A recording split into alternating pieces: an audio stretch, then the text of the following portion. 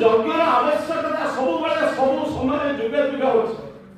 ଅତୀତ କାଳକୁ ଯଦି ଆମେ ଯିବା, ଏବେ ପାଣ୍ଡବ ମାନଙ୍କର ପିତା ଯେ ପଣ୍ଡୁ ରାଜା ଯେ ଏମିତି କିଛି ଅପରାଧ କରିଥିଲେ ଯାହାଫଳରେ କି ଯମ ଦ୍ୱାରରେ ସେ ସ୍ୱୟଂ ଦଣ୍ଡାୟମାନ ହେଇକି ସବୁବେଳେ ରହିଥିଲେ, ତାଙ୍କୁ ତ୍ରାହି ମିଳୁନଥିଲା।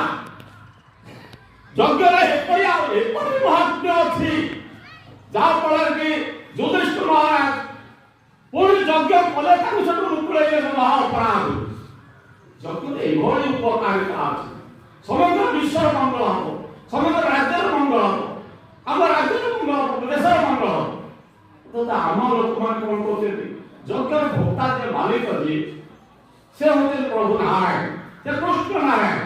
ଆମେ ବହୁତ ସମୟ ଭୁଲ ବାଟରେ ମଧ୍ୟ ଯାଉଛେ, ଘରେ ଗୁଡ଼ିଏ ଦେବାଦେବୀ ଠାକୁର ଫଟୋ ଥୋଇ ପୂଜା କରୁଛେ। ନା, ସେ ଠିକ ନୁହେଁ। ଯେକୌଣସି ଜଣେ ଠାକୁରଙ୍କୁ ପୂଜା କରିବା ଉଚିତ। କୃଷ୍ଣ ହିଁ ଭଗବାନ ସ୍ୱୟଂ ଯୋଡ଼ିଏ ଠାକୁରଙ୍କୁ ପୂଜା କଲେ ସବୁ ପୂଜା ଭଗବାନ କୃଷ୍ଣ ବାରମ୍ବାର କହିଛନ୍ତି ଯେ ମୁଁ ମୋର ଶାଖା ଡାଳ ପତ୍ର ସମସ୍ତେ ଅଙ୍ଗ ପ୍ରତ୍ୟେକ ଅନ୍ୟ ଯେତେ ଦେବତା ଦେବୀ ଅଛନ୍ତି ସମସ୍ତ ମୋର ଅଙ୍ଗ। ତେଣୁ ଜଣକୁ ଆମେ ଯଦି ପୂଜା କରିବା ଜଣକେ ସନ୍ତୁଷ୍ଟ କରେ ଭଗବାନ କୃଷ୍ଣ ନାରାୟଣ, ଆମ ଏ ଅଞ୍ଚଳ ମଙ୍ଗଳମୟ ହବ। ଆମ ଇନ୍ଦୁପୁରବାସୀ ଦୁବାନ୍ତବାସୀ ଅଞ୍ଚଳରେ ସାରା 10-20 ଖଣ୍ଡ ପଞ୍ଚାୟତ ଲୋକମାନେ ଉପକୃତ ହବ। ଯଜ୍ଞର ବହୁତ ବିଶେଷତ୍ୱ ଅଛି। ତେଣୁ ଏ ଯଜ୍ଞ କାର୍ଯ୍ୟ ସଫଳ ହଉ ମୁଁ ଈଶ୍ୱରଙ୍କ ପାଖରେ ନିବେଦନ କରୁଛି। ଆମ ଅଞ୍ଚଳ ସବୁ ଦେବୀ ଗାନ୍ଧୀ ବୁଢ଼ୀ ଲୋକ ସମସ୍ତେ ଉପସ୍ଥିତ ଅଛନ୍ତି, ସମସ୍ତଙ୍କର ସହଯୋଗ ରହୁ।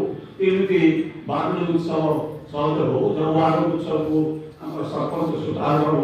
ବହୁତ ବହୁତ ଧନ୍ୟବାଦ ଦଉଛି ଯେ ତାଙ୍କରି ସମୟରେ ପ୍ରାୟ ଏ ଉତ୍ସବ ମହା ସମାରୋହରେ ଅଞ୍ଚଳରେ ପ୍ରତିବର୍ଷ ପାଳିତ ହେଉଛି।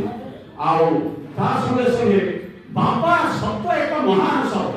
ଆମ ସାଧୁ ବାବା ବର୍ତ୍ତମାନ କହୁଥିଲେ ବାବା ଶବ୍ଦର ହିସାବ କରିହେବନି। ବାବା ସ୍ୱୟଂ ବାପା ହଉଛନ୍ତି ସ୍ୱୟଂ ନଭ, ସ୍ୱୟଂ ସ୍ୱର୍ଗ। ବାପାଙ୍କର ବଳ, ବାପାଙ୍କର କାନ୍ଦ ହଉଛି ସ୍ୱୟଂ ସ୍ୱର୍ଗ ସ୍ଥାନ। ସେ ଆମେ କଣ କରୁଛେ, ବାପା ମାଙ୍କୁ ଯେମିତି ପୁଅ ବାହା ହେଇଯାଉଛନ୍ତି ବାପାଙ୍କୁ ଜରାଶ୍ରମକୁ ପଠେଇ ଦଉଛନ୍ତି। କି ଦୁଃଖଦ କଥା। ଚାରି ଜଣ ତ ଦେବତା, ମାତୃଦେବ ଭବ, ପିତୃଦେବ ଭବ, ଆଚାର୍ଯ୍ୟ ଦେବ ଭବ, ଅତିଥି ଦେବ ଭବ। ଏ 4 ଜଣ ବିଶ୍ୱ ହଉଛନ୍ତି ଦେବତା। ଯେ ପ୍ରଥମ ଦେବତା ଆମେ ମା, ଦ୍ୱିତୀୟ ଦେବତା ଆମର ବାପା।